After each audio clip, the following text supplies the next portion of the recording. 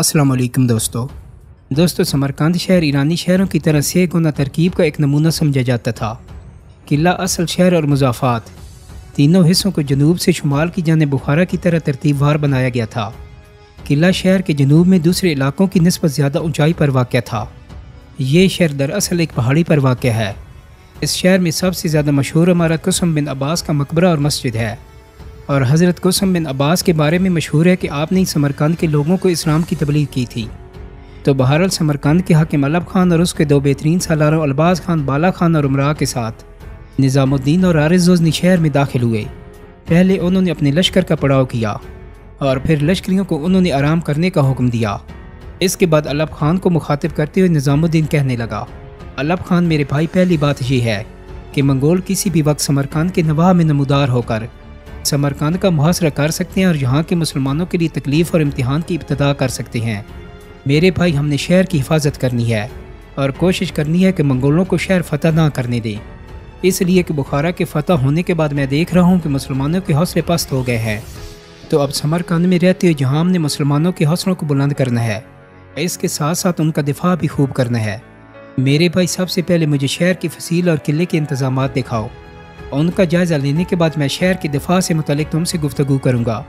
پھر نظام الدین اور عارض غزنی دونوں علب خان اور اس کے دو بڑے سالاروں الباز خان اور بالا خان کے ساتھ پہلے فصیل کی طرف گئے۔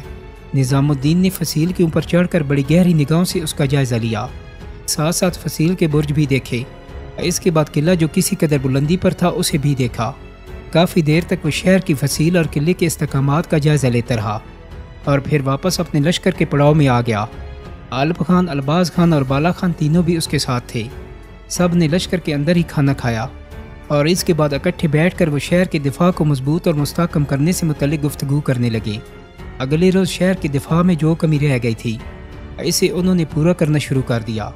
بہرحال چنگیز خان نے اب سمرقند کا رخ کر رکھا تھا۔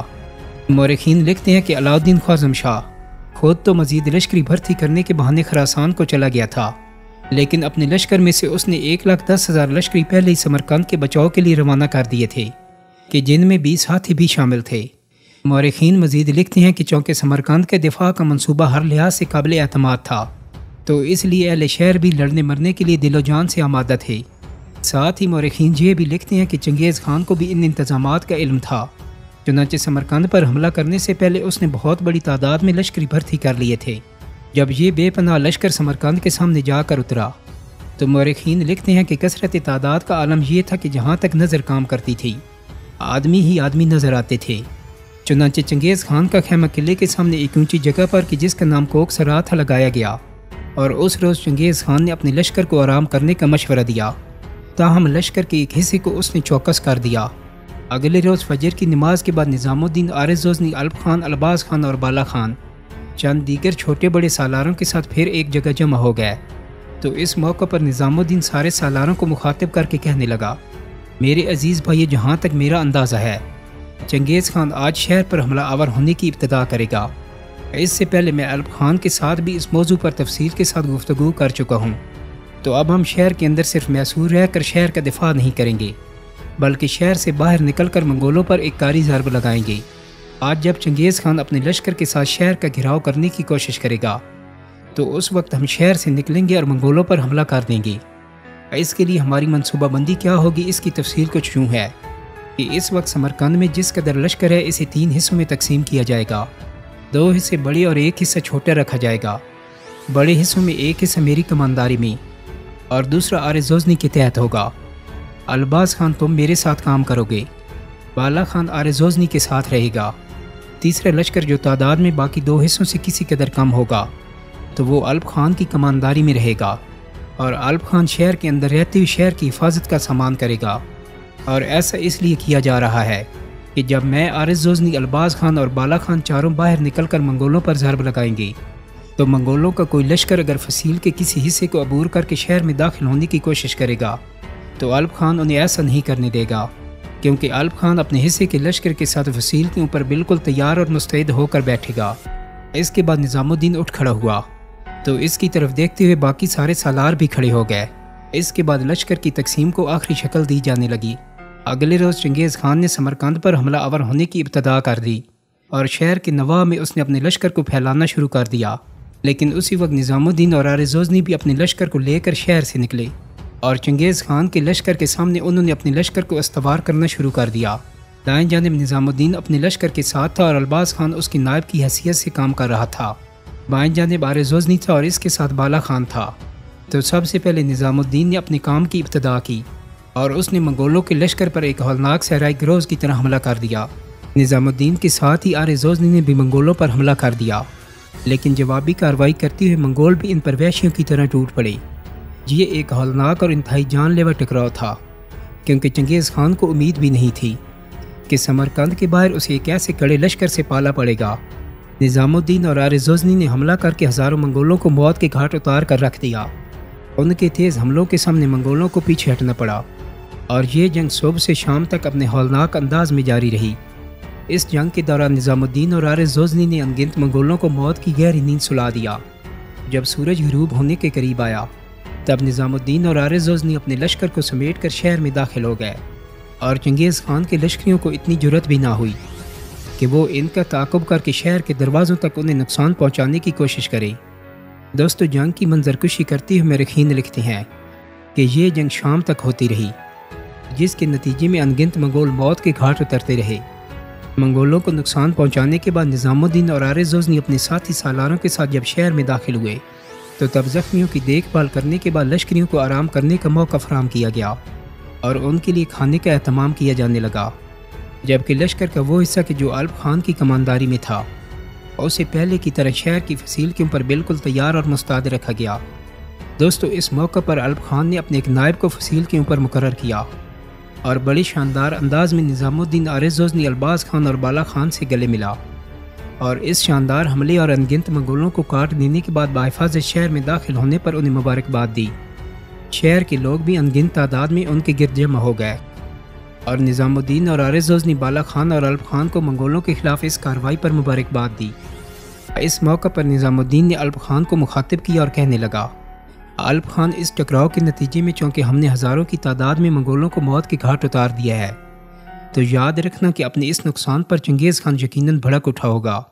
تو جس لشکر کو تم نے فصیل کے اوپر متعین کر رکھا ہے اسے بالکل مستعد رکھنا۔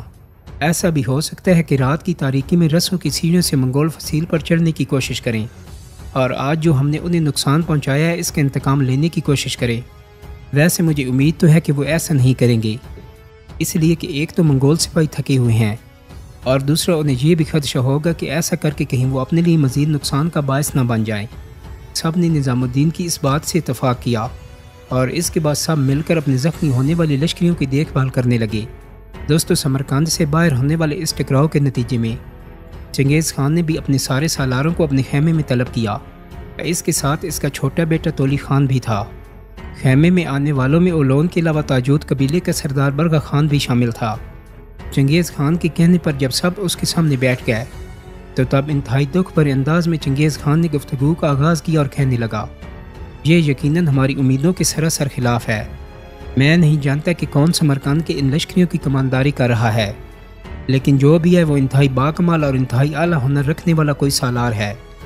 میں سمجھتا تھا کہ وہ شہر سے باہر نکل کر مقابلہ نہیں کرے گا، شہر میں ہی محصور رہے گا اور شہر کا دفاع کرتا رہے گا، لیکن اس نے بڑی ہمت اور جرأت کا مظاہرہ کیا اور ہمارے اتنے بڑے لشکر کو بھی سامنے رکھتے ہوئے ہم سے آ ٹکرایا اور ہمارے انگنت لشکریوں کو موت کے گھاٹ اتارنے کے بعد کامیابی سے واپس شہر میں چلا بھی گیا۔ تو میں اس کی اس ہمت، اس کی اس جمع مردی اور اس کے اس جذبے سے یقیناً متاثر ہوں اور میں سمجھتا ہوں کہ ایسے سالار کم ہی ملتے ہیں۔ تو اب ہمیں اس سے متعلق پہلے کی نسبت زیادہ محتاط رہنا ہوگا۔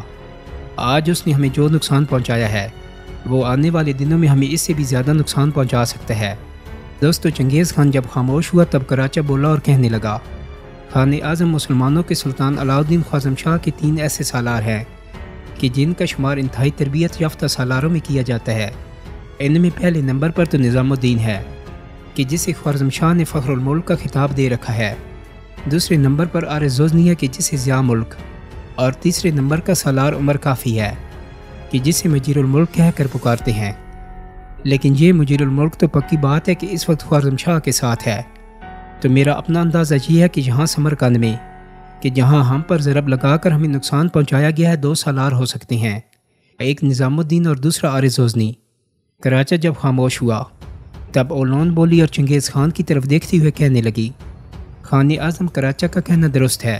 میرے خیال میں یہاں پر ہمارا جو ٹکراؤ ہوا ہے اور اس ٹکراؤ میں جس شخص نے ہمیں نقصان پہنچایا ہے یہ یقیناً نظام الدین ہی ہو سکتا ہے۔ خان اعظم آپ نے جو لشکر مجھے مہیا کیا ہے تو اسے لے کر اب میں ایک نئے انداز میں برگا خان کے ساتھ اس نظام الدین کے خلاف حرکت میں آؤں گی اور اس سے ایک نہ ایک روز اپنے چچا زاد بھائی اربوش کے قتل کا انتقام ضرور لوں گی۔ اولون کی اس گفتگو پر چنگیز خان نے خوشی کا اظہار کیا۔ اس کے بعد چنگیز خان اٹھ کھڑا ہوا اور سب کو مخاطب کر کے کہنے لگا، میں نے کچھ لوگوں کو زخمیوں کی مرہم پٹی کرنے پر مقرر کیا تھا، آؤ ان کا جائزہ لیتے ہیں۔ اس کے ساتھ ہی سب چنگیز خان کے ساتھ اٹھ کر باہر نکل گئے۔ دوسرے روز نظام الدین نے پھر جنگ کی تیاری شروع کر دی۔ صبح سویرے ہی اس نے عارض غزنی، الباز خان، بالا خان اور الپ خان کو اپنے پاس بلا لیا۔ پھر اس نے الپ خان کو مخاطب کیا اور کہنے لگا، الپ خان میرے بھائی، منگول ہم مسلمانوں کے خلاف ایک بڑا کری اور قابل نفرت کھیل کھیل رہے ہیں۔ وہ جس شہر کو فتح کرتے ہیں اس شہر کے نوجوانوں کو اپنے لشکر میں شامل کر لیتے ہیں اور جب ان کا ٹکراؤ ہم سے ہوتا ہے تو ہمارے مسلمان بھائیوں کو ہی آگے رکھتے ہیں تاکہ وہ ہم سے جنگ کریں اور خود پیچھے رہ کر تماشا دیکھتے ہیں۔